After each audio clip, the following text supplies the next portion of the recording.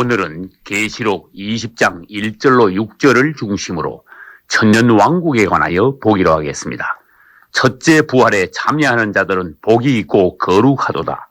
둘째 사망이 그들을 다스리는 권세가 없고 도리어 그들이 하나님과 그리스도의 제사장이 되어 천년 동안 그리스도로 더불어 왕노릇하리라. 아멘. 여기서 먼저 계시록 6장부터 22장까지의 내용을 다시 요약해 보겠습니다. 계시록 6장부터 7 이인이 떼어진 후에 8장에서 16장까지 본격적인 대환란이 일어납니다.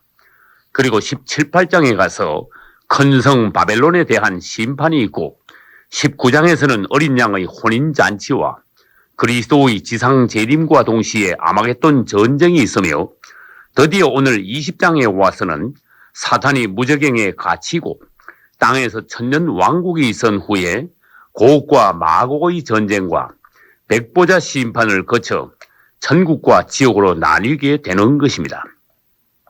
그리고는 마지막 21, 2장에서는 하나님의 경륜의 완성인 새 예루살렘 성으로서 성경이 마쳐집니다. 그러면 이 땅에 천년 왕국이 세워지기 위한 선행 조건은 무엇일까요? 첫째, 20장 1절로 3절에서처럼 먼저 사탄을 결박하여 천년 동안 무저갱에 가두어 버립니다. 또 내가 보매 천사가 하늘로서 내려와 용을 잡으니 곧 예뱀이요 마귀요 사단이라 잡아 1000년 동안 결박하여 무저갱에 던져 잠그더라. 아멘. 지금 이 세상은 사탄이 임금 노릇하고 있지만 그리스도께서 재림하셔서 사탄을 무저갱에 던져버린 후에는 이 땅에 그리스도의 왕국인 천년 왕국이 서게 되는 것입니다. 그러나 계시록 20장 3절과 7절에 의하면 천년 왕국이 끝난 직후에는 사단이 잠시 풀려났다가 결국 불못으로 들어가게 된다는 것입니다. 천년이 차도록 다시는 만국을 미혹하지 못하게 하였다가 그 후에는 반드시 잠깐 노일이라. 아멘. 주님께서는 사탄을 잠시 풀어놓으시는 그 목적은 천년 왕국 기간 동안 성 밖에서 번식한 바다 모래처럼 많은 사람들을 사탄을 통하여 다시 한번 시험하여 알곡과 가라지로 가리기 위해서입니다. 그때 고국과 마곡의 전쟁이 일어나게 되며 그 후 백보자 심판을 거쳐 영원한 천국과 지옥으로 결론이 나게 되는 것입니다. 둘째, 이 땅에 천년 왕국이 세워지기 전에 20장 4절로 6절에서처럼 성도들의 부활이 있게 될 것입니다. 또 짐승과 그의 우상에게 경배하지도 아니하고 이마와 손에 그 표를 받지도 아니한 자들이 살아서 그리스도로 더불어 천년 동안 왕노릇 하리로다. 아멘. 20장 5절에서는 성도의 부활을 첫째 부활이라고 했는데 그것을 다른 말로는 생명의 부활이라고도 부릅니다. 선한 일을 행한 자는 생명의 부활로, 악한 일을 행한 자는 심판의 부활로 나오리라. 아멘. 한편 이 첫째 부활은 천년 왕국 이전이면서도 그리스도의 공중 재림과 동시에 일어날 사건입니다. 데살로니가전서 4장 16, 7절을 보겠습니다.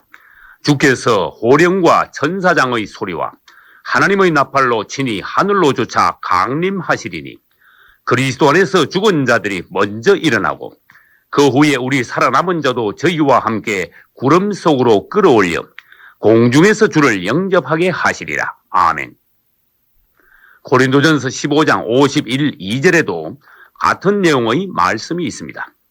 그리고 계시록 20장 6절에 의하면 첫째 부활 때 살아난 성도들은 둘째 사망, 즉 불못으로 들어가지 않고 천년왕국 후에 천국으로 들어가게 된다는 것입니다. 그러면 둘째 부활이란 무엇일까요? 그것은 천년왕국 이후 백보자 심판 때 있을 부활로서 그것은 다른 말로 심판의 부활이라고도 하며 음부에 있던 불신자들이 심판받고 불못으로 들어가기 위하여 살아나는 것을 말합니다. 20장 5절 앞부분을 보겠습니다. 그 나머지 죽은 자들은 그 천년이 차기까지 살지 못하더라. 아멘. 이제 천년왕국이란 무엇인지에 대해 몇 가지 보기로 하겠습니다.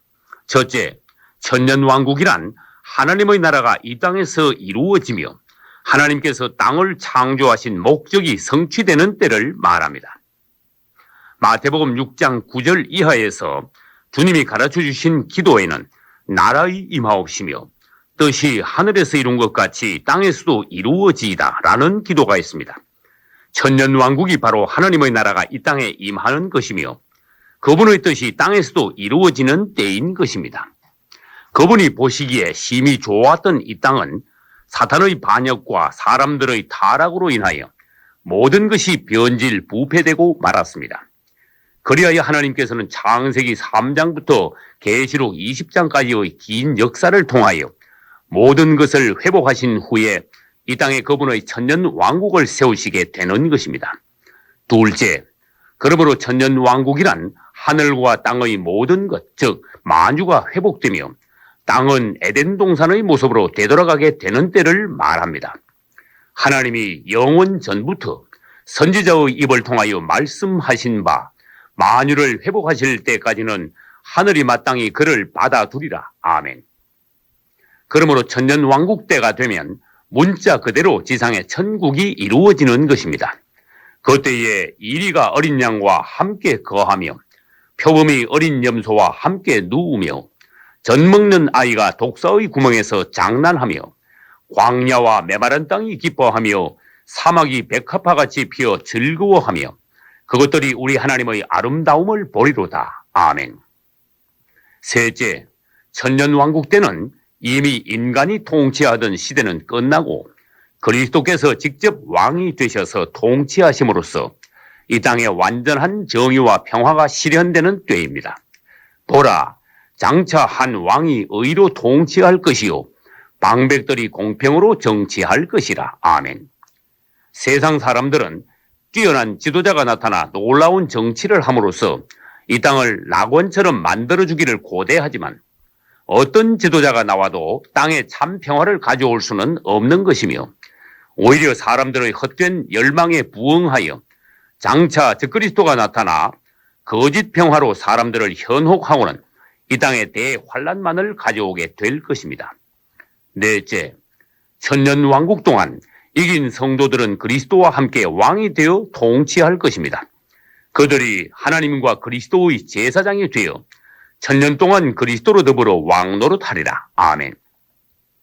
첫째 부활에 참여한 이기는 성도들은 하나님을 대하여는 제사장이 되고 성 밖의 백성들을 대하여는 왕이 되는 것입니다. 여기서 이긴 자들이란 누구를 말하는 것입니까? 20장 4절에서는 복음을 위하여 순교한 자들과 적그리스도와 그 우상에게 경배하지 않은 자들과 이마와 오른손에 666 패받지 않은 자들이 바로 이긴 자들이라고 하였습니다. 다섯째, 천년왕국이란 그리스도와 성도가 혼인잔치한 후에 땅에서 신혼여행하는 기간을 말합니다.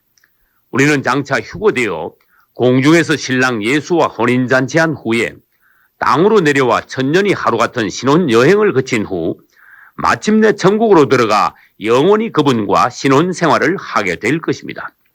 여섯째, 천년왕국 기간 동안 하늘에 속한 구역인 성 안의 백성과 땅에 속한 구역인 성 밖의 백성으로 나누어지게 될 것입니다.